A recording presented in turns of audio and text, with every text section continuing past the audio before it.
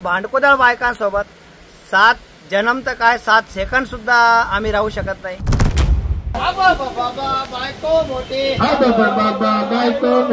आम्ही यमराजाला साकडे घालतोय।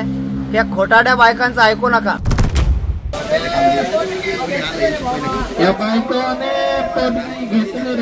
या जन्मामध्ये आम्हाला एवढा त्रास द्यायचा, मग वट सावित्री पौर्णिमेचे व्रत करायचं कशासाठी? बायको मोठी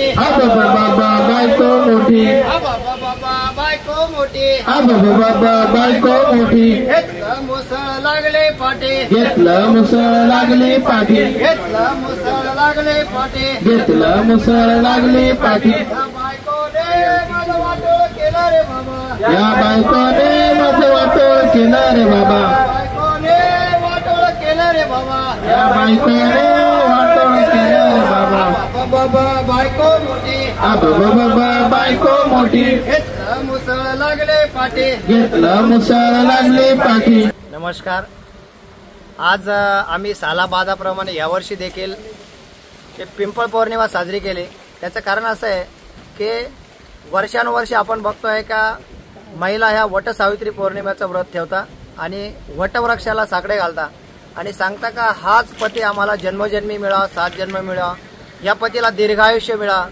तर आमच्या ज्या पत्नी पीडितांच्या बायका आहे ह्या जर उद्या जाऊन वट सावित्री पौर्णिमा करतात तर ह्या जन्मामध्ये आम्हाला एवढा त्रास द्यायचा, मग वट सावित्री पौर्णिमेचे व्रत करायचं कशासाठी आणि कोणासाठी? आम्हाला हा त्रास द्यायचा आणि परत हा त्रास देण्यासाठी हा पती मागायचा का? आणि एवढा आमचा म्हणजे असह्य वेदना आम्हाला त्यांनी दिल्या आणि आमच्यासाठी परत उद्या जाऊन जर ते मागणी घालत असेल तर हे खोटारडेपण आहे। म्हणून आम्ही उद्या यमराज बिझी राहतील, उद्या त्यांच्या मागे खूप मोठे म्हणजे सर्वत्र ठिकाणी जाऊन वट सावित्री पौर्णिमा करून या आमच्या बायका जाऊन साकडे घालतील, म्हणून उद्या बिझी राहतील। त्याच्यासाठी आजच आम्ही यमराजाला साकडे घालतोय। त्या खोटाड्या बायकांचं ऐकू नका। या उद्या तुम्हाला खोटं नाटक सांगून आम्हाला परत याच्यात गुरफटवायचा प्रयत्न करतील, आम्हाला दीर्घ आयुष्य मागतील।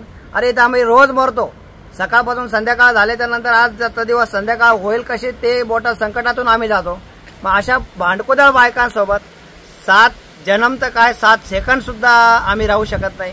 म्हणून आम्ही दरवर्षी म्हणजे जवळजवळ 2017 पासून वट सावित्री पौर्णिमेच्या पूर्वसंध्येला पिंपळ पौर्णिमा साजरी करतो आणि पिंपळ पौर्णिमा साजरी करून 108 उलट्या फेऱ्या मारतो।